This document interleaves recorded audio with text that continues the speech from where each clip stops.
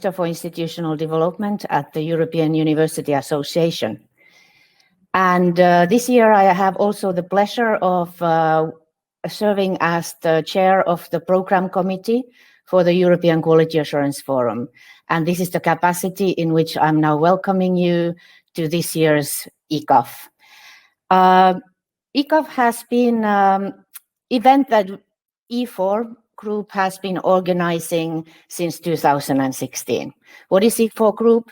It is a collaboration of 4 organizations: ENQA, European Association for Quality Assurance in Higher Education, representing the quality assurance agencies; EUA, my organization representing the universities; EURASHE, an organization that represents the professional higher education in Europe; and then last but not certainly least, ESU, European Student Union, representing the universities across the European higher education area. So in 2006, we started to organize this event. We've been organizing it every year at on these days. Every year, we've gathered together the different stakeholders to discuss about the timely topics on quality assurance in higher education. And it's been a lovely event. It's been an event where we can get together and talk to each other also outside the formal program. Well, this year is a little bit different. We are meeting online for the reasons that most of you are probably very familiar with. The decision to organize this year's forum online rather than meeting in Finland at the premises of Aalto University was taken in May with a heavy heart. In retrospective today, we all know the decision was right, but it still have to be said that we would have preferred to meet you in person. But I think in the today and tomorrow, we're going to make the best out of this situation. We're going to try new things, and maybe this will work. And we will work to a certain extent even better. And we will be able to take the lessons learned from this experience for the next years. But I take the opportunity to thank the colleagues in the Aalto University in Finland for all the work that was done so that we could have met today in Finland. It has to be said that EQAF is an organization where we were pretty ready already 6 months ago, and a lot of work had been done. But we hope to be able to recycle this work and use it to our benefit next year. So, the topic of this year's EQAF was chosen already before the COVID-19 crisis hit. We wanted to talk about flexible higher education and its implications for quality assurance. We talk nowadays a lot about how the higher education institutions should be more equipped to more quickly adapt to the new societal needs and also to adapt and serve the different and more diversified student population and so on. The world is moving. So we wanted to see if quality assurance is able to support the institutions in this and how to do that. Well, COVID-19 hit us, and the flexible higher education got a completely new meaning in the past months. So what you will see in the today's and tomorrow's program is that we've tried to combine the different meanings of flexible higher education, and we will be covering this topic from many aspects. But we will start with the first session right now, which talks about the concept of flexible higher education and introduces us to the topic. And this is where I would leave the floor to the chair of the session, Jens Jungblut, if he is here, if he can activate. Yeah, I can see you. And Jens, can you say something? Yes, I can. Good Great. morning. Thanks a lot, Tia. Good morning, everybody from Oslo, and welcome to the first session of this year's virtual EQAF. And as Tia already said, we're gonna, in this first session, use the chance to lay out a little bit the basis and the foundation for our discussions for the coming 2 days. And so the title is Flexible Higher Education is Here. And as you heard, that has been chosen way before we knew how flexible we have to be in arranging EQAF. So I think there's a lot of flexibility everywhere in the coming days. But before we turn to the content, some technicalities that I need to announce. So as you might already have seen, the session is being recorded, and the recording will be made available later on the EUA YouTube channel. So you can just go on youtube.com and search for European University Association and then the title of the session.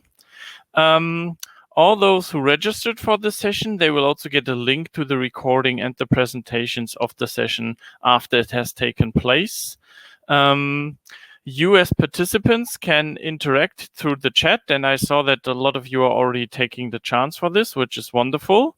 If you have any technical question, you can also post them, and in the Q&A tab you can ask questions that are content related. So the Q&A tab is there for our discussion with the presenters during the session and also in the other sessions. And you can download all the materials for the event, such as the booklet, from the handouts tab on the far right of your screen.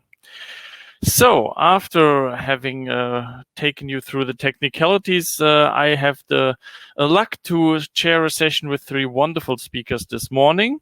The first one is Lisa Weimar. She's a researcher from the Finnish Institute for Educational Research at the University of Jyväskylä. The second one will be Michela Martin. She's a program specialist from the IIEP in UNESCO. And the third one will be Crua McLaughlin. He's a research officer and PhD candidate at Dublin City University. So after this short introduction speak, I'm going to hand over the floor to Lisa to give her the chance to give her presentation and start us off with a good EQAF morning here.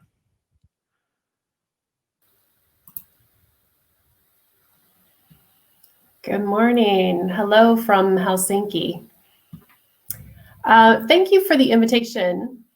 It's a pleasure to join you all today to discuss flexible higher education. So I'm going to be presenting the bird's eye view of flexible higher education, how it's conceptualized, what are the benefits and challenges, and who are some of the stakeholders. I'm a member of the Finnish research team that conducted a national case study on flexible learning pathways, which was part of a larger IIEP UNESCO International Comparative Project that my colleague will actually highlight later today.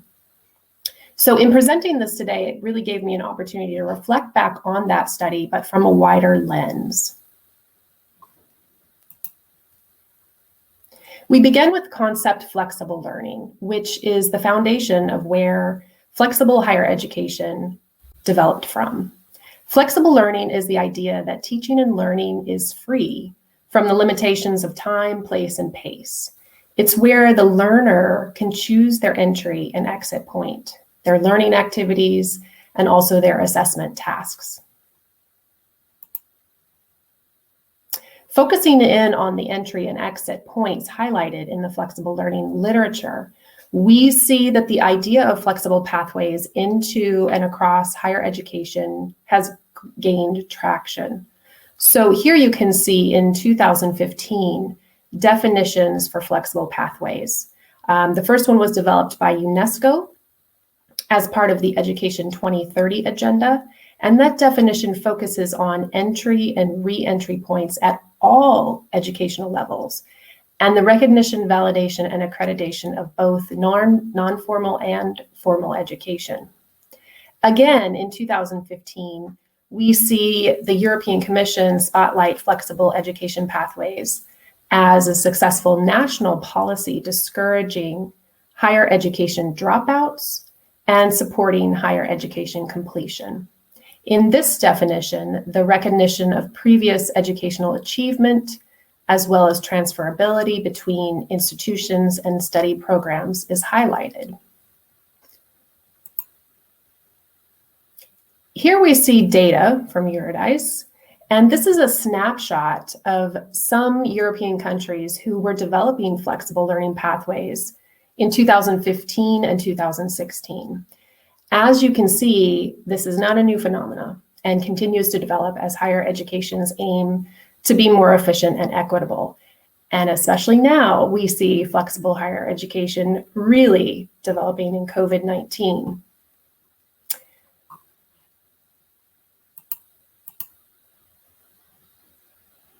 So what are the benefits of flexible higher education? Learners can move within and across education, training, and employment and choose their pathway according to their interests and abilities. If there is limited flexibility in a system, learners may be restricted to their original study choice, even if they decide that that choice just no longer suits their interests and abilities. And they may become demotivated if they have to take a repeat course or reapply for a different program. Learners who have difficulty with traditional delivery or timing of studies can also opt for more flexible options, such as part-time or online. Transferability, permeability, and articulation are the keys to facilitating more flexibility and can be a solution for early leavers and dropouts. Another benefit is that equity groups may be better served by flexible pathways to higher education. So with the benefits also come challenges with implementing flexible learning pathways. And these experiences come from our national case study. National approaches, definitions, and monitoring and evaluation can help support the development of flexible learning pathways. Of course, operationalization of national policy objectives for flexible learning can be challenging at the institutional level with a lack of funding or buy-in. Too many pathways can cause confusion and complexity, and fragmented offerings from institution to institution and program to program can also result in confusion. So what I'd like to do now is highlight one example of a flexible pathway from the Finnish national case study. In Finland, students can enter a degree program through the Open University. And I also saw that there were a few of you from Open Universities in other European countries, so welcome. You probably could speak detail about the Open University as well. So in order to do so, in order for students to enter a degree program through the Open University, they must successfully complete a certain number of ECTS requirements with high marks, and then they are admitted, or they may be admitted. Every open pathway is unique, depending on the institution, the program, and the number of ECTS requirements that can be recognized toward a degree. The challenge with the open pathway, though, in Finland is that there is a fee, although some open universities waive this fee for a certain number of students.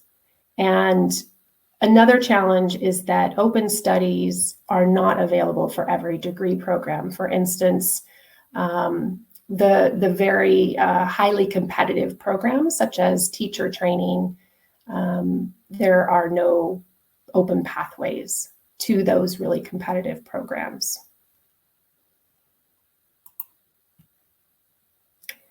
Of course, there are many stakeholders implicated in flexible pathways. Here are a few of the essential stakeholders. Policymakers guide the development of the pathways by setting policy objectives and targets, as well as national policy instruments. Institutions are the implementers of the policies through practice. Quality assurance is an important piece of the puzzle as well, as it supports flexible pathways and ensures the quality of each pathway. And then there are the guidance counselors who advise and inform the students of alternative pathways. And let's not forget the main beneficiary, the student. Of course, these are not all of the stakeholders, but you get a better idea of how flexible higher education needs intention from many higher education actors, from the national level to the individual student level.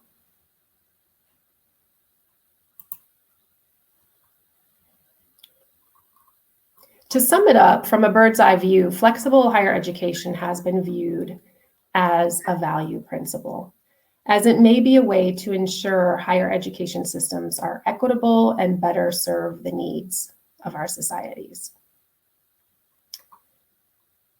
And here are some of the references. And you can see here the third point is the national case study that we conducted, if you're interested in looking at the details of that. Jens?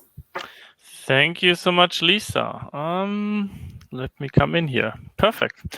Yes, so as I wrote in the Q&A tab, but forgot to say before, we will take some questions after each speaker, but obviously have time for a bit of a longer Q&A after the three speakers have presented all. Let me just scoot over to the Q&A tab. So far, it doesn't seem to be that there's a question from the audience. So let me add one instead.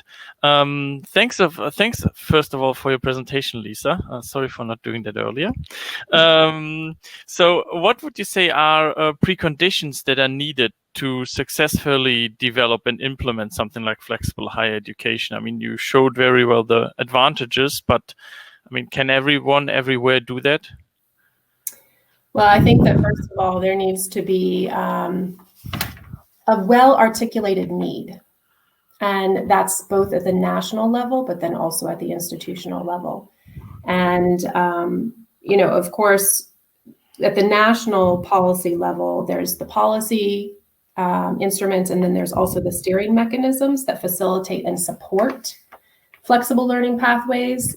And so some of the preconditions that we found in our case study that help support flexible learning pathways is a national definition of flexible learning pathways. What does it mean to the national system?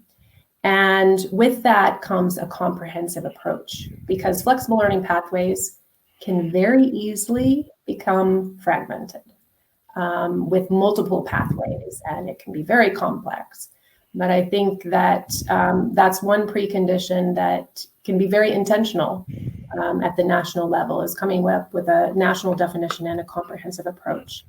And then at the institutional level, also a comprehensive strategy and consistency in flexible learning pathways. So as I was saying with the open pathway, you know, some open university pathways exist for some degree programs, but not all. So it's a bit tough for some students to figure out, like, okay, can I go through open university? So having some sort of comprehensive approach will make it more successful, which is not always easy, I know. And then this idea of mainstreaming flexible learning pathways at the institutional level. So really looking at, you know, what's being done now with flexible learning pathways and how can that be mainstreamed. Of course, flexible learning pathways doesn't operate in a vacuum. So also realizing at the institutional level of all of the actors who are implicated in that, because there's multiple. And then since many of our audience members come from quality assurance is a really important piece of this, because we want to ensure that flexible learning pathways meet quality standards. And then I think one more precondition is national evaluation and monitoring, to design indicators and collect data to assess and evaluate the impact on student completion, as well as on equity groups. Perfect. Thank you so much. Let's pick up one more from the chat, and you can also, if you look into the QA tab, you can, as a participant, also give a thumbs up to a question if you feel that this question is really on the top of your mind as well. And if you want to push questions up, you can do this by this kind of vote. So one question is by Brian McGuire, who asked, what proportion of graduates nationally come through flexible learning pathways? Do you have any kind of idea what percentages we're talking about in kind of systems? Well, in Finland, it's hard to say, because unfortunately, I was saying the National Evaluation and Monitoring, they're still developing that part of it for flexible learning pathways. So we don't know exactly how many transfers, how many open university students are coming through. We can guesstimate, but that's something that is currently being designed. And I would say in most systems, when we talk about preconditions, that's something that's really essential. Because if we just start designing flexible learning pathways without those indicators, without the national evaluation, then we don't know how effective it is. So this is something that I would say is a really important precondition. Thank you so much, Lisa. We have to go on to the next speaker, but please keep on posting your questions in the question tab and keep up voting for them. We will get back to some of them, obviously, in the larger Q&A afterwards as well. So thanks again, Lisa. And now I would like to invite Michela to join us here and start her presentation. Ah, perfect. There it is already. Yeah, so good morning, everyone, and thank you, Jens, for this very nice introduction, and thank you, Lisa, also for referring so nicely to our research at the UNESCO IEP. So this is the International Institute for Educational Planning in Paris. So I will take a somewhat different perspective to Lisa's, perhaps what one could call a more empirical perspective. And to speak about our research on flexible learning pathways, consisting of quite a number of different elements.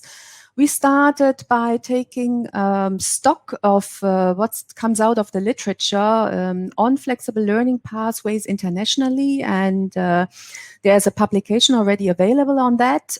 Then we conducted an international survey among UNESCO member states. We have 193 UNESCO member states. And then we ventured into this case study research that Lisa was referring to, with Finland being one of the international case studies, and UK also in the European region. But we have been working also with Morocco, South Africa, Malaysia, India, Chile, and Jamaica.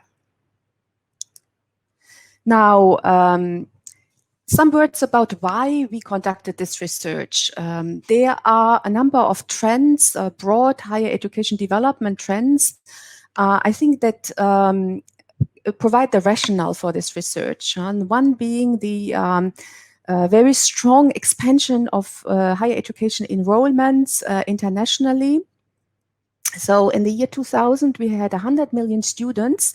And by 2017, we had already 221 million students, and we expect to reach the number 590 million students by 2040. And this expansion was accompanied by a major diversification of modes of delivery, types of learners. And so what we are facing internationally are ever more diversified and fragmented higher education systems. Yet we have an international agenda. Lisa, you were referring to that, promoting equitable and lifelong learning higher education systems, and referring also to flexible learning pathways as one of the means to achieve this. And I'm referring here to the UNESCO Education 2030 agenda. So why did we conduct an international survey? So from our stock-taking exercise, we noted that the literature on flexible learning pathways is scarce and policies and practices are poorly documented. So we wanted to reach out to UNESCO member states and find out in practice what type of policies are available, what type of instruments are there, and what type of practices are in place at the national and institutional levels.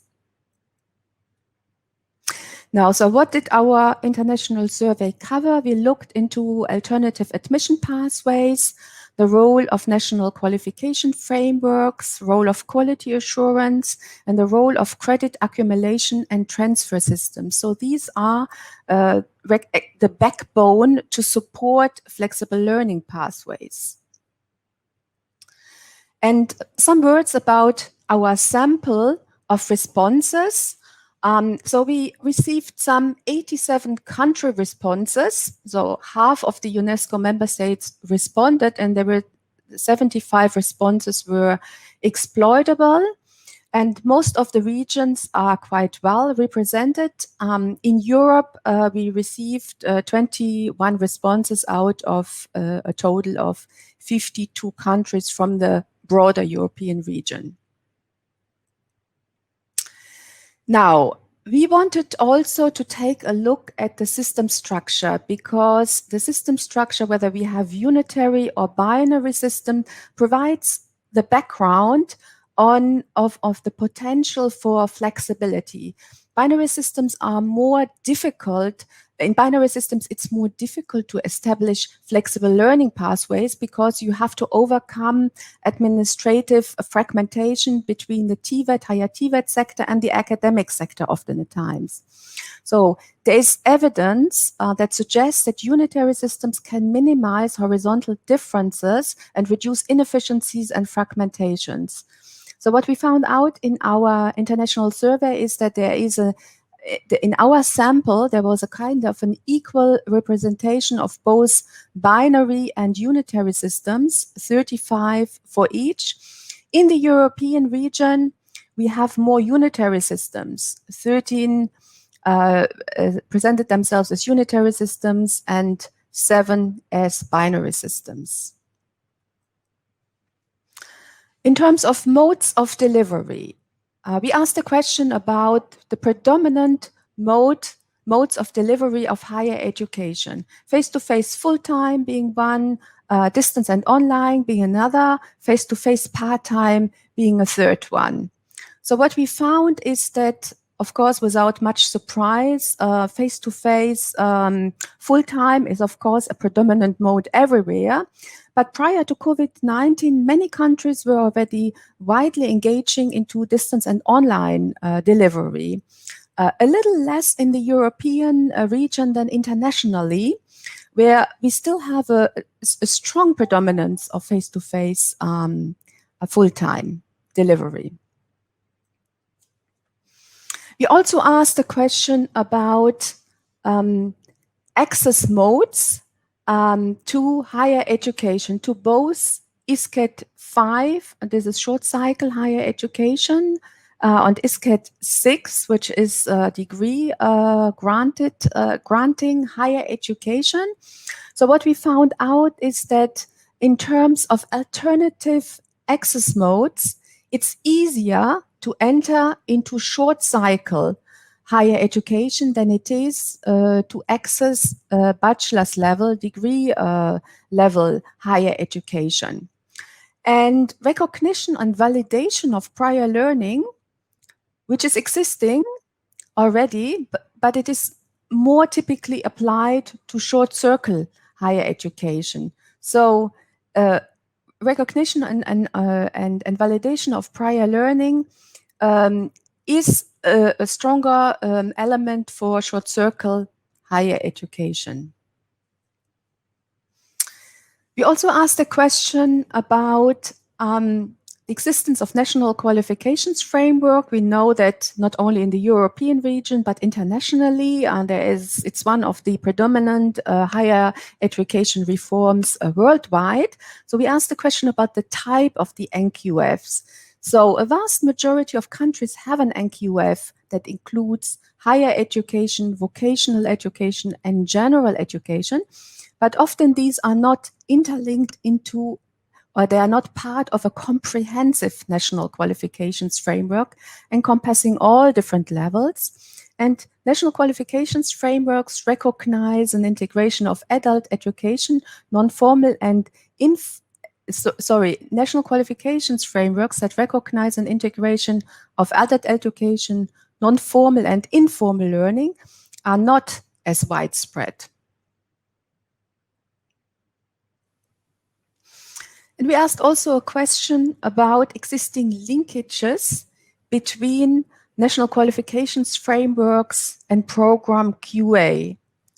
And we found out, and that we thought it was quite promising, that in 45 countries, program accreditation focuses on learning outcomes, and program accreditation is a prerequisite for accreditation and registration of a program on the NQF. So there seems to be overall a strong linkage between the two.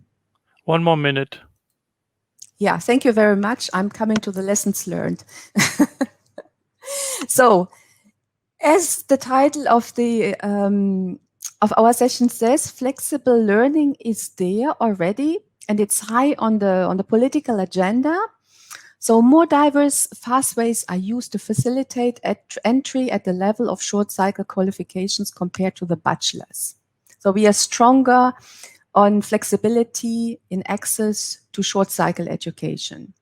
Recognition of prior learning based on non-formal and informal learning is less common and more often used to access short cycle rather than bachelor's education. And COVID-19 has shown the need for alternative and flexible admission approaches. NQF and quality assurance can enable and are strong instruments to enable this flexibility. And by linking QA standards and NQF descriptors, systems can facilitate recognition of prior learning in different contexts, including formal, non-formal, and informal, and enable students to move more flexibly through the higher education system. And here, also like Lisa, I would like to present some references. They will be available, I think, for those who will access the PowerPoint at a later stage. And I would like to thank you for your attention and Jens for your patience. I think I have taken more time than I should. Thanks a lot, Michela. No problem. I mean, this was very interesting, and thanks a lot for this wonderful presentation. We've got time for one question. I would actually like to pick one from the chat, which I think is a bit more fundamental. And since you did this wonderful study, you might be able to help us with this, because there was the question from Nino Zvanja. What would be the clear distinction between lifelong learning and flexible education? Are these actually similar phenomena with different labels, or are we talking about slightly different things here? Because I think having this as a distinction for the get-go might be helpful for also the discussion after the third speaker. Yeah, I think, and I think it's a very good question, actually, because there's a lot of overlap between the two. And that is something, whenever we started to work on flexible learning pathways, we came across lifelong learning policies. I think lifelong learning is really an approach to education. As Lisa has also said it's about entry, re-entry, getting into higher education more flexibly, perhaps not with the traditional entry requirements, moving through it, not necessarily only in one program, but being able to tap into different types of learning opportunities, getting these recognized, moving out of higher education, moving into the labor market, perhaps moving back into higher education several times. I think that's lifelong learning. Now, I think the flexible learning pathways is tightly associated with that, but it's the means to make it happen.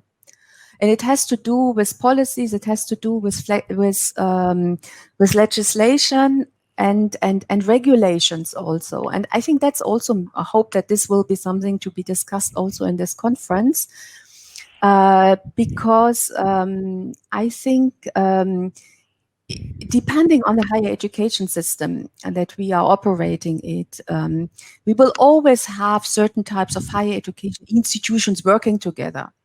But I think one of the issues, and that's I'm personally concerned with is how to get it across the system, actually.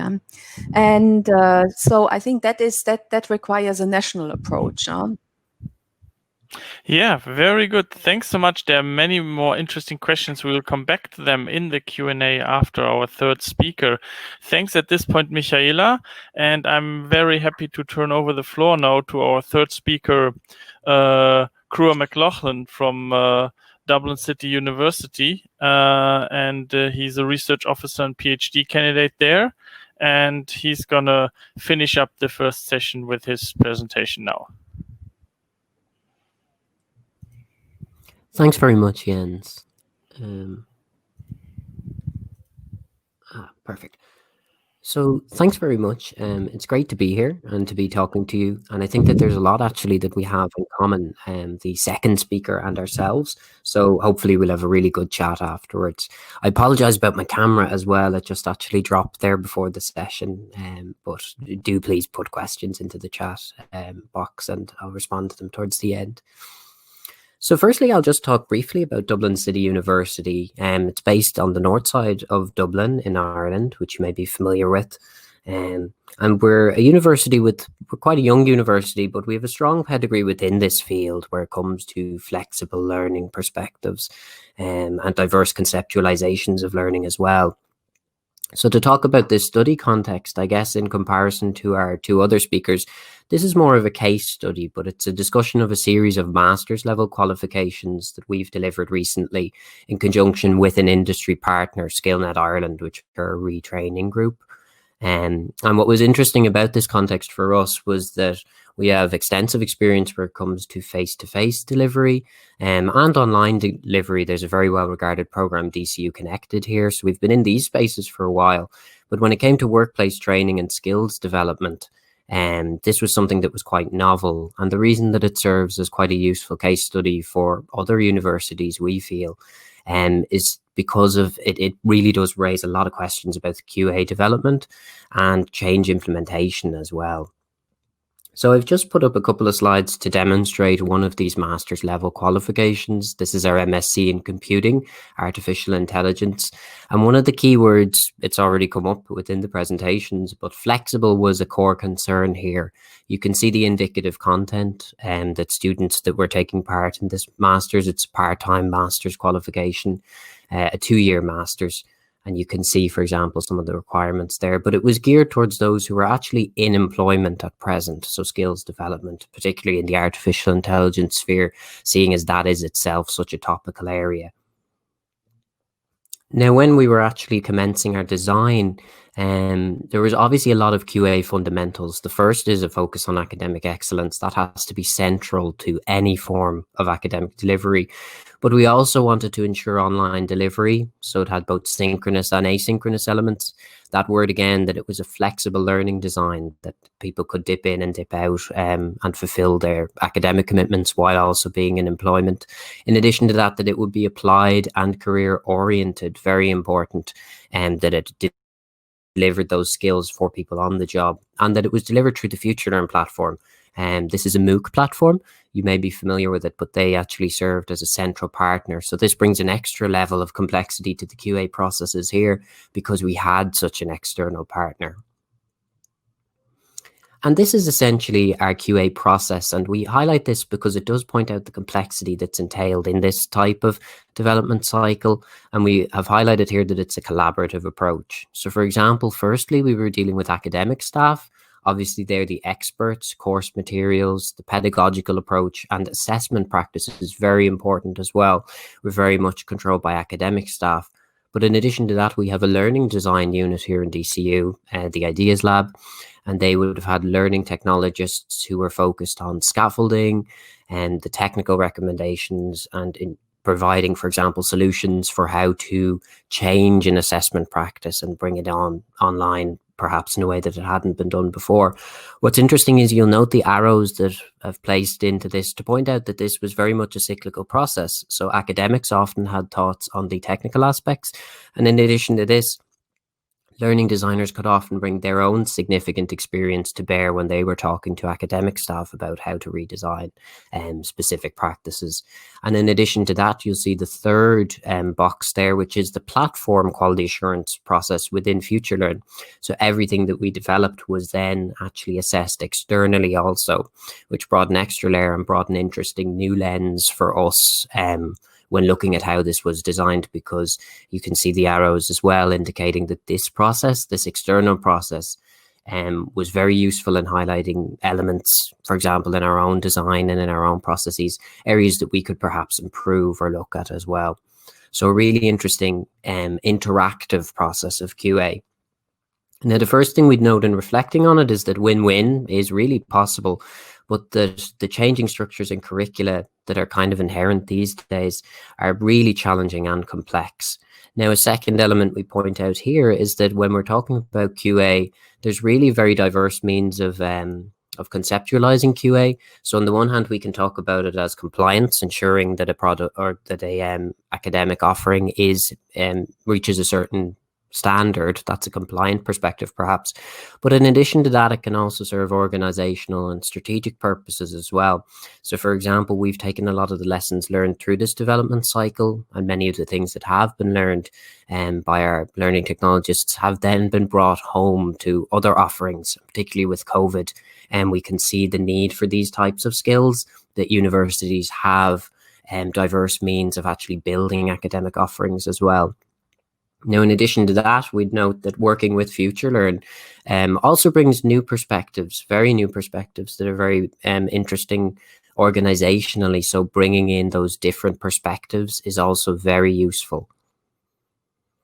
And then to link it to that wider context and relevance, I think there's really nice links between our presentation and the last one, because something we'd point out to as well is these lifelong non-formal and reskilling as labels that are often utilized, but they refer to rapidly changing landscape, and that when we're talking about QA, we have to talk about it in a diverse manner, and we have to think about it as much broader than merely that compliant. I think the frameworks question is key as well.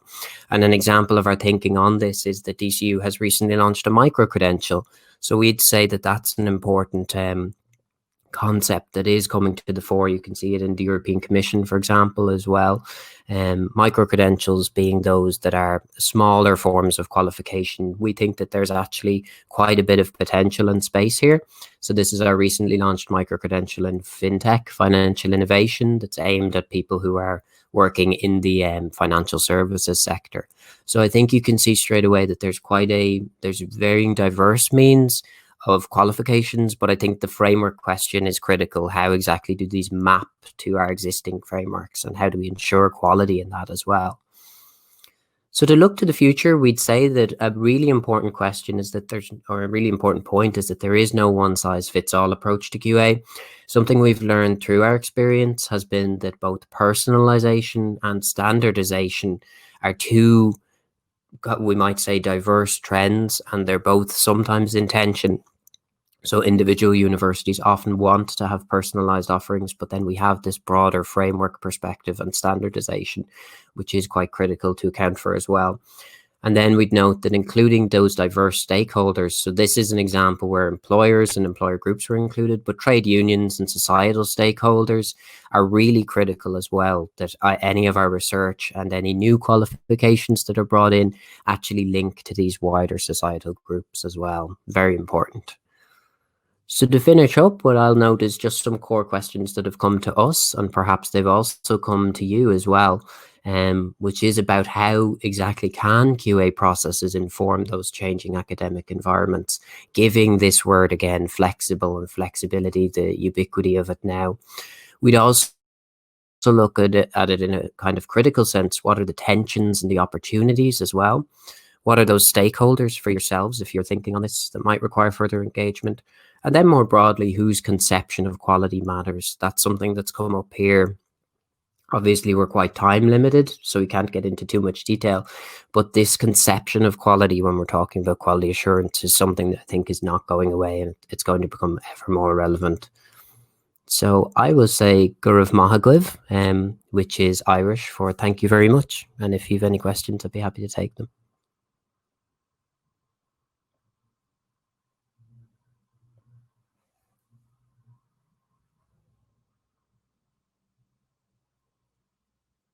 for this wonderful presentation. Let me also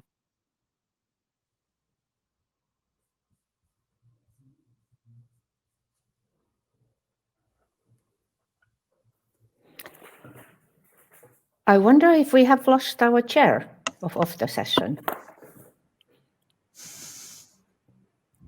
I heard Jens a second ago. Jens was there for a short while. Maybe, indeed, our speakers are here, at least, even if we don't have a chair. I think this was a lovely combination of different aspects, and thank you very much for making the link to the quality assurance. I think there was a question from the audience already earlier about the link between flexible higher education and micro-credentials. And I think in the Dublin City University, we saw that this is part of the agenda. Did this come across in your studies, Michela and Lisa?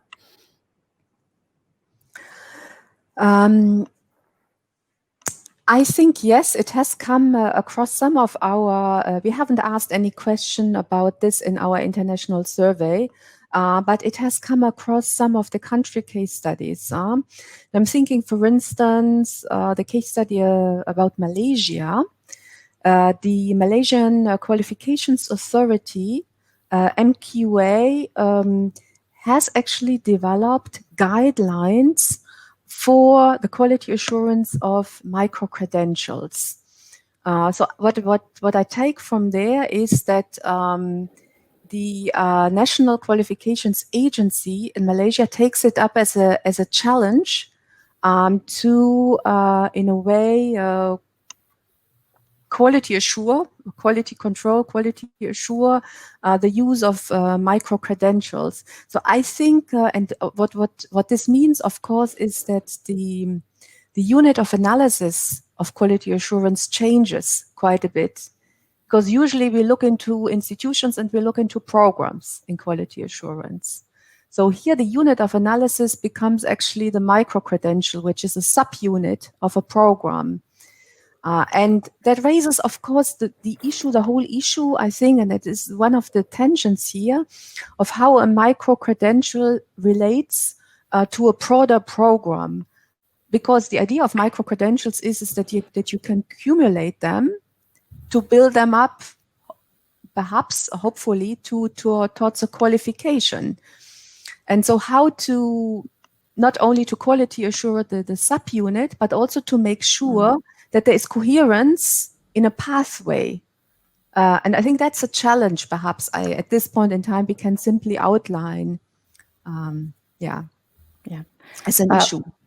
Yes, I think we actually have tomorrow morning, for those who are interested in this, we have a specific session about the micro-credentials.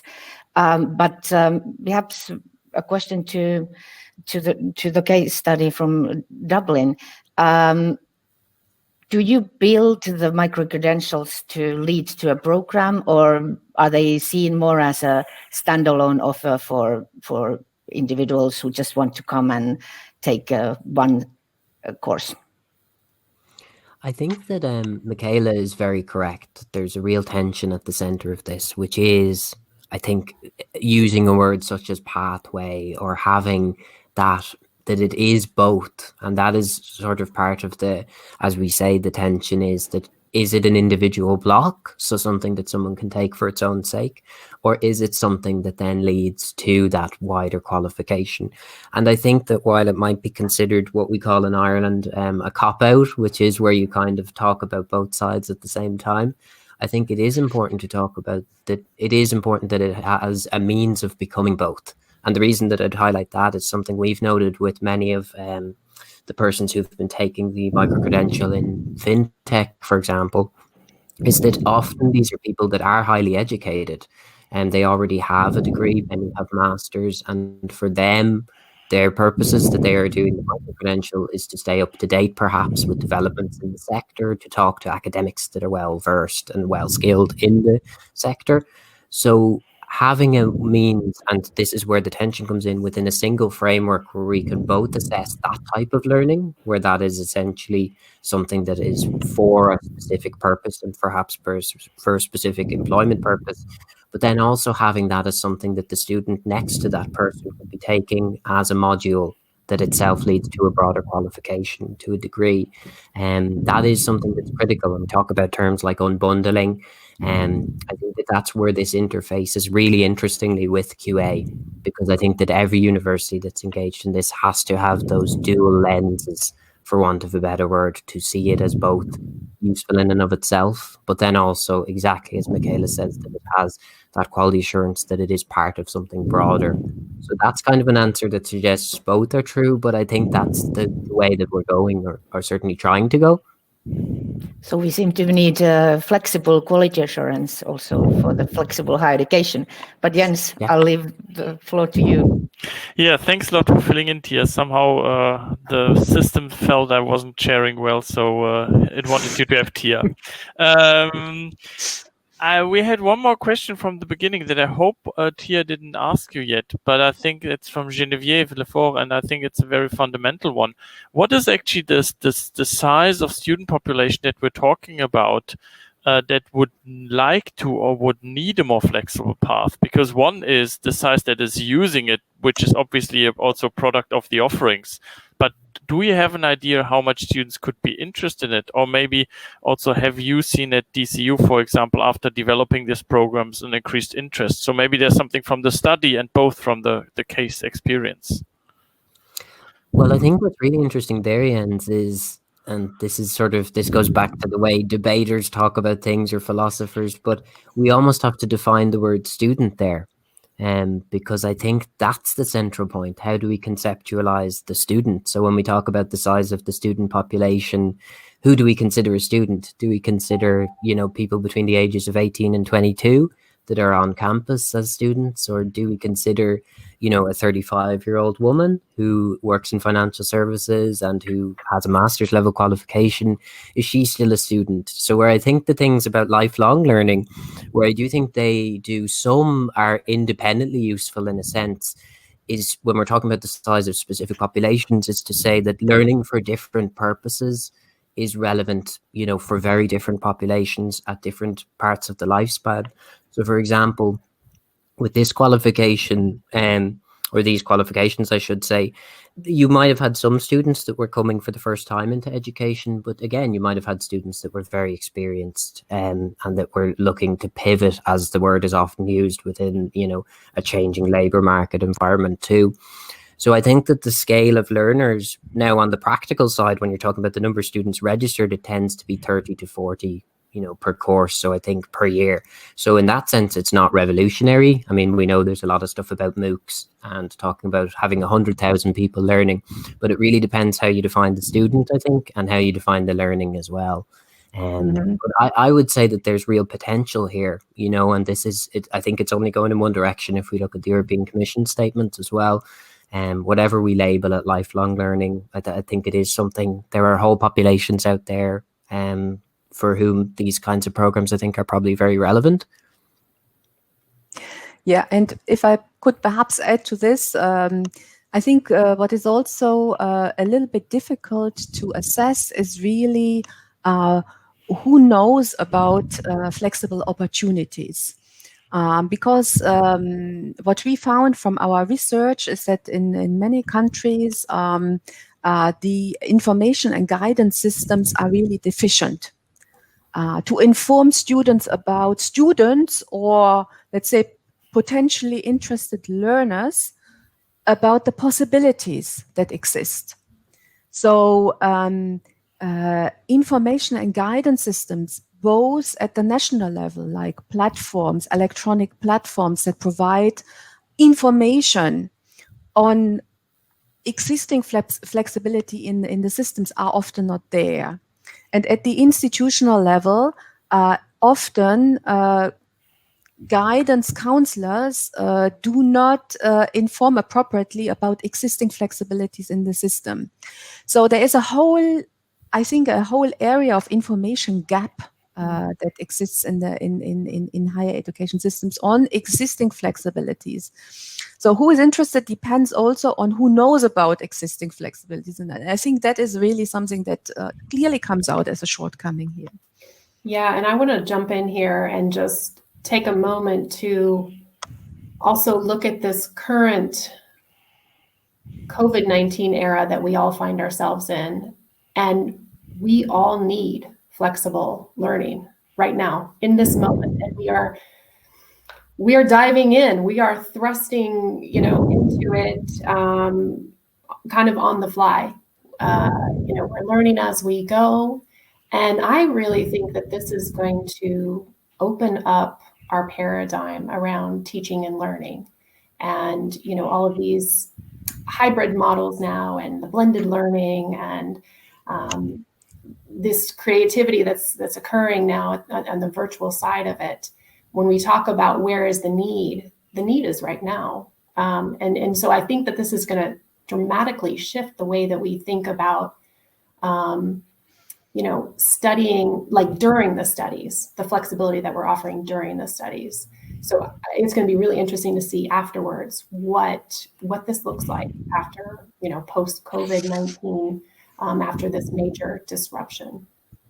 We've got time for one more question, and since it fits quite well to what we were talking about, I want to pick up something that Sanja Krestalica asked in the chat, and she was pointing towards the question whether we have data, statistics, or experience about the question in how far graduates that came through these more flexible learning paths also have more success, for example, in the job market and so on. So do we know something about the output side? So besides the fact that there's a demand for it, do we know something about the impact of people who went through these flexible learning paths, either from your study or from the example at the DCU? Well, on the DCU side, I'd say that it's quite early, and actually that's why this work is. I think that itself points to something. I agree very strongly with what Asta was saying there, that it's almost organic now. Do you know what I mean? Like a lot of this, we will have this data in say 2-3 years time, but at present it's interesting because the implementation process is almost live. But I think that that's, if we're talking about a research agenda, I think that that's probably a critical question, really, is what is the impact on their lives? And I mean, that's, at DCU, we have our mission statement, transforming lives and societies.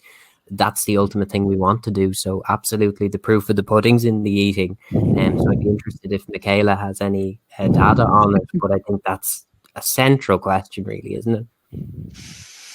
Yeah, so in our research, actually, we asked the question both in the international survey and also in the case studies. In the international survey, what came out, what was actually a major deficit in evaluation studies of existing flexible learning pathways.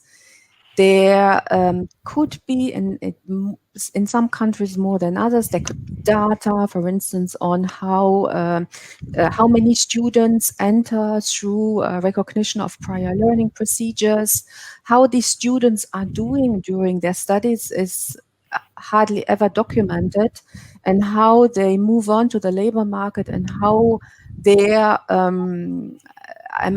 impacted, how their professional lives and perhaps other their broader lives are impacted, is very little documented. We have only some qualitative. We could get some qualitative statements from a few students, because our research at the national level on these country case studies included also focus group discussions with students.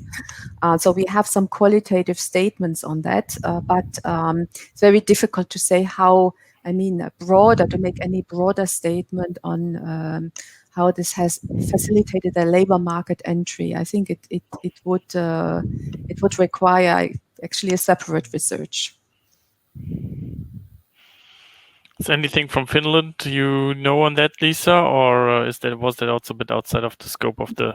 Yeah, I think with what Michela just said, we have anecdotal information from particular students where they weren't able to enter, say, the traditional way, and they went through Open University, and then all of a sudden, before they knew it, they were in a PhD program. So you can see that the track, it can open doors that otherwise it wouldn't have. But at this point, it's just qualitative data that we have. But yeah, I would echo that this would be a really important research needed for the future. Sounds like a good study that needs to be done and then presented at a future EQAF. I want to thank all three of you for this wonderful panel that we had. I think that was a great start of our virtual EQAF. I want also to use the chance to remind you that you will receive, if you have registered for the session, you will receive the link to the recording and the presentations of the session, so you can revisit everything that happened in the last hour, including my technical difficulties. Sorry again for that. And I hand over to Tia for some more informations.